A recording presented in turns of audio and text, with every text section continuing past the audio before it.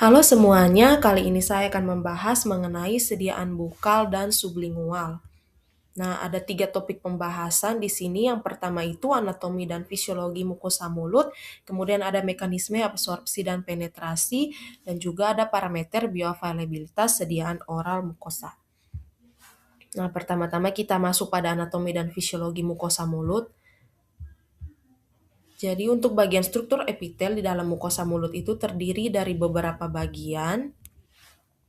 Yang pertama itu oral epithelium, yang dia itu tidak memiliki pembuluh darah dan fungsinya itu sebagai barrier protektif terhadap trauma mekanik, zat kimia maupun mikroorganisme. Kemudian itu ada basement membran yang merupakan lapisan tipis di bawah epitel yang berfungsi sebagai penghubung epitel dengan jaringan di bawahnya, kemudian menjadi jalur difusi nutrisi dari pembuluh darah ke epitel.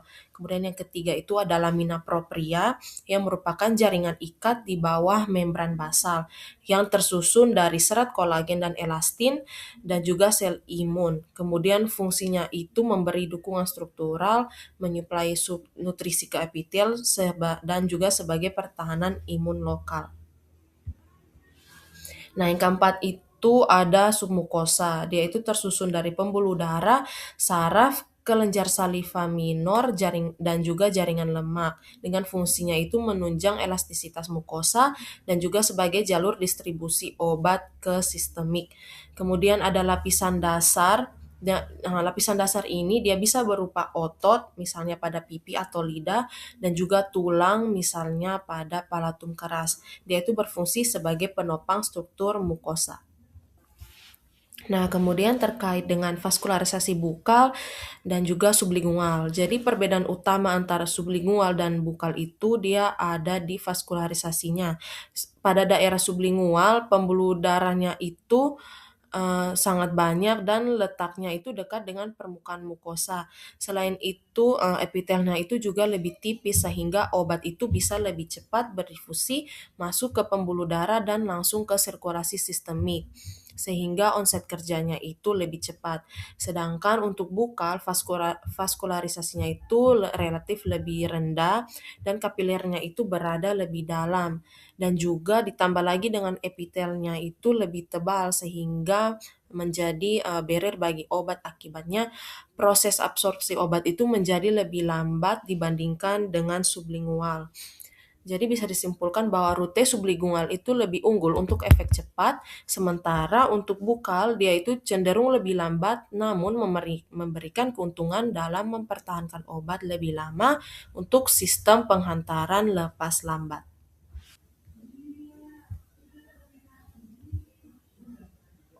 Nah, berikutnya kita masuk pada peran saliva dan pH lingkungan mulut. Nah, saliva di sini itu memiliki beberapa peran yang sangat penting dalam menjaga keseimbangan lingkungan rongga mulut. Yang pertama-tama saliva itu dia berfungsi sebagai lubrikan yang membantu menjaga kelembapan jaringan mulut. Selain itu, saliva itu juga berperan dalam perlindungan terhadap mikroorganisme dengan menghambat kolonisasi bakteri patogen. Dan yang paling penting, saliva ini juga berfungsi sebagai sistem buffer. Nah, untuk pH normal dari saliva itu berada pada kisaran 6,8 sampai 7,0. Dan ketika terjadi kondisi asam di rongga mulut, misalnya setelah makan, saliva ini akan menetralkan kembali pH tersebut. Nah, untuk sistem buffer ini biasanya dikendalikan oleh bikarbonat yang merupakan komponen utama dari saliva serta dibantu oleh fosfat dan protein. Nah, dengan kemampuan sistem buffer ini, saliva dapat mencegah terjadinya demineralisasi enamel gigi akibat kondisi asam. Jadi saliva ini dia berperan penting dalam menjaga keseimbangan pH dan kesehatan rongga mulut secara keseluruhan. Nah, yang berikutnya kita masuk pada mekanisme absorpsi dan juga penetrasi. Nah, pada proses absorpsi obat melalui mukosa itu terdapat 2 jalur utama, yaitu jalur transselular dan paraselular.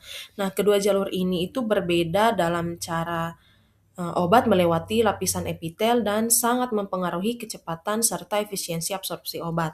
Nah, yang pertama itu kita akan membahas terkait dengan jalur transselular. Jadi jalur ini merupakan jalur di mana obat langsung melewati sel epitel dan harus menembus membran sel masuk ke dalam sitoplasma, lalu keluar lagi melalui membran di sisi lainnya. Nah, jalur ini merupakan jalur utama absorpsi obat, terutama untuk obat yang bersifat lipofilik atau larut dalam lemak. Nah, untuk proses dari jalur transselular ini bisa melalui difusi pasif, difusi terfasilitasi, atau transport aktif tergantung dari sifat obatnya. Semakin lipofilik dan tidak terionisasi suatu obat, maka semakin mudah obat tersebut melewati jalur transselular ini. Kemudian yang kedua itu ada jalur paraselular. Nah, dia itu berbeda dengan jalur transselular. Kalau jalur paraselular ini dia obatnya itu melewati celah antar sel epitel tanpa masuk ke dalam sel. Jadi jalur ini tuh biasanya dilalui oleh molekul kecil dan sifatnya hidrofilik. Namun kapasitas dari jalur ini tuh sangat terbatas karena adanya tight junction yang membatasi ruang antar sel. Akibatnya hanya sedikit obat yang dapat melewati jalur ini sehingga kontribusinya terhadap absorpsi total total itu relatif kecil. Nah, secara umum jalur transselular ini dia lebih dominan dibandingkan paraselular karena transselular ini memiliki kecepatan dan kapasitas yang lebih besar karena obat dapat langsung menembus sel, sedangkan paraselular ini terbatas oleh ukuran celah antar sel.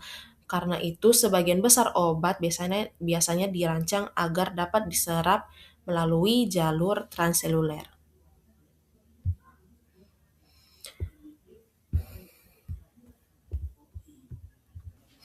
Nah, selanjutnya kita akan membahas tentang first pass metabolism.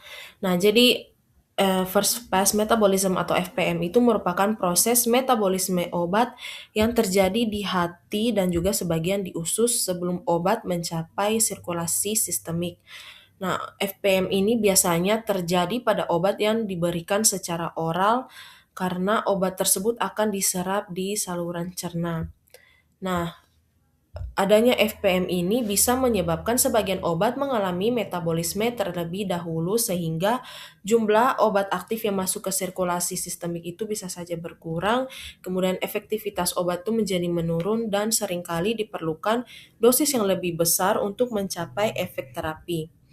Sehingga untuk menghindari FPM dan juga untuk meningkatkan bioavailabilitas obat, obat tersebut bisa dibuat menggunakan rute pemberian yang tidak melewati hati terlebih dahulu, seperti beberapa rute pilihan, ada sublingual dan bukal, kemudian ada intravena, di mana obat langsung masuk ke sirkulasi sistemik, dan juga ada transdermal, di mana penyerapan obat itu melalui kulit langsung ke pembuluh darah, dan juga itu inhalasi, di mana obat itu terserap melalui paru-paru dengan absorpsi cepat ke sirkulasi.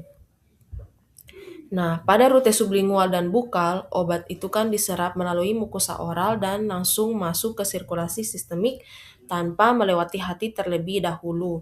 Nah, hal ini membuat rute ini sangat efektif untuk menghindari FPM dan meningkatkan bioavailabilitas terutama untuk obat yang mudah dimetabolisme di hati. Nah, selanjutnya kita masuk pada parameter bioavailabilitas sediaan oral mukosa. Nah, pada gambar ini ditunjukkan perbandingan profil farmakokinetik antara pemberian obat secara oral dan sublingual atau bukal berdasarkan parameter bioavailabilitas yaitu Cmax, Tmax, dan juga AUC. Nah, untuk kurva merah di sini itu dia menunjukkan rute sublingual, sedangkan kurva yang berwarna biru di bawah ini menunjukkan rute oral. Nah, bisa dilihat di sini bahwa kurva sublingual itu dia meningkat lebih cepat dan mencapai puncak lebih tinggi dibandingkan dengan sediaan oral. Nah, untuk Cmax-nya sendiri atau konsentrasi maksimum pada rute sublingual ini dia lebih tinggi karena obatnya itu langsung diserap melalui mukosa yang tipis dan kaya pembuluh darah tanpa melewati hati terlebih dahulu. Sedangkan pada rute oral, Cmax-nya itu lebih rendah karena adanya FPM tadi atau first pass metabolism di hati.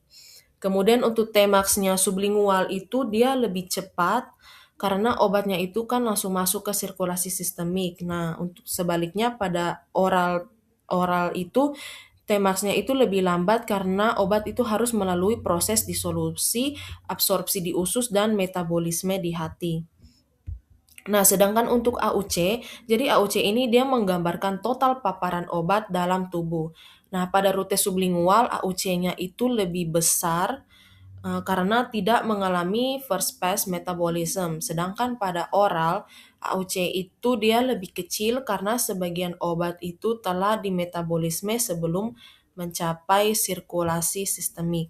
Nah, sehingga dapat disimpulkan bahwa rute sublingual atau bukal itu memberikan bioavailabilitas yang lebih tinggi, onset yang lebih cepat, dan dapat menghindari first pass metabolism dibandingkan dengan rute oral. Sekian pemaparan materi dari saya. Terima kasih.